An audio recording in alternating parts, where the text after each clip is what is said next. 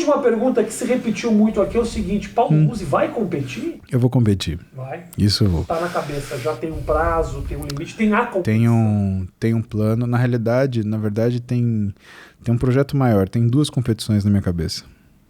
Né?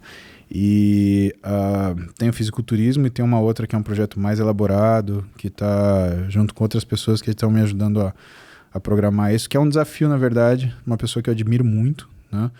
E isso é uma coisa que eu quero fazer, sabe, para mim, Rafinha. Aliás, o fisiculturismo também é para mim. Eu acho que toda pessoa que já competiu, ela tinha que ter o direito de ter uma última contenda, sabe? A última guerra. Né, para se encerrar aquele período e falar assim, cara, fiz e repeti, né, independente do que a situação. A questão é, pensa, para mim, por exemplo, dispor de 1 hora do meu dia, se eu for dispor de 1 hora do meu dia e vou transformar isso num investimento, né, a gente está falando de, num mês, o equivalente a R$50 mil. Isso daí é financeiramente, mas tem uma outra coisa, que é a convivência de algumas coisas com a minha família. E isso pra mim, cara, isso tem um preço, porque eu não consigo ver meu pai na frequência que eu gostaria, eu não consigo ver minha mãe na frequência que eu gostaria. E eu tô numa fase que eu preciso muito do meu pai e da minha mãe. Por quê? Porque eu sou pai de uma menina de 18 anos e de uma menina de 11. Né? E cara, de verdade, eu acho que a gente entende o pai da gente quando a gente vira pai. E a gente precisa muito desse pai quando o seu filho te traz os problemas. Aí você fala, cara, e agora? Pai! Aí você liga pro seu pai.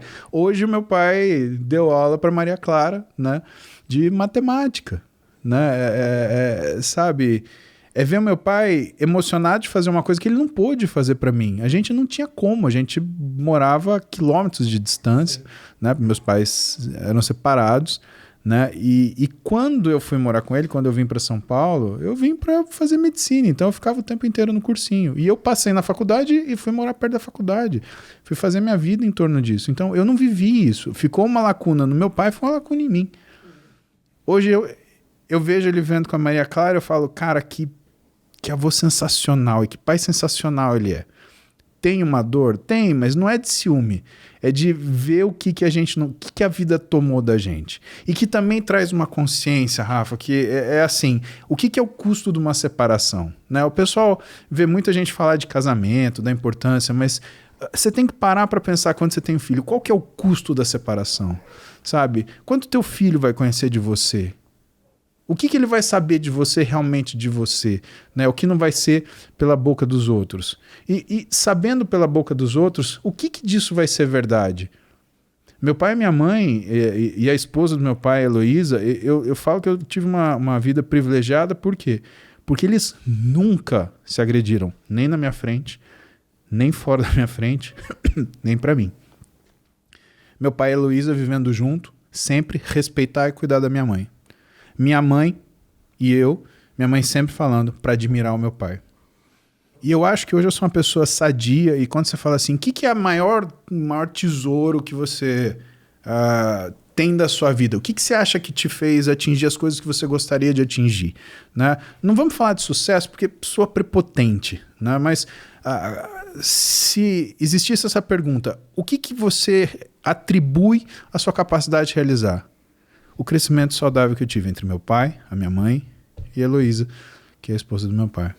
Não acho que você se focar na competição durante um período específico vai atrapalhar essa tua convivência ou essa memória. Cara, são muitos anos de memória. Eu vou ter que transformar isso nessa convivência. Eu vou ter que trazer um jeito do meu pai e minha mãe participar disso. Quanto tempo dura esse ciclo de uma preparação que você vai ter que estar um pouco afastado? Para fazer bem feito, um ano, Rafinha.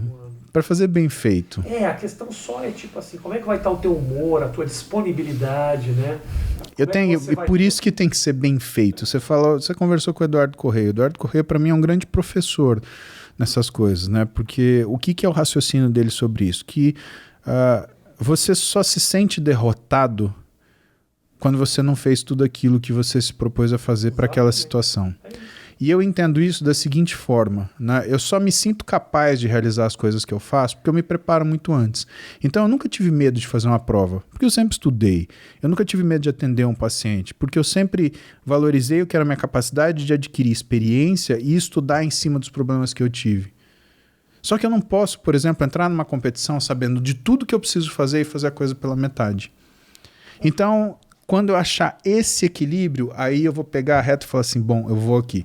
E aí, o que vai acontecer? Eu vou subir no palco com convicção.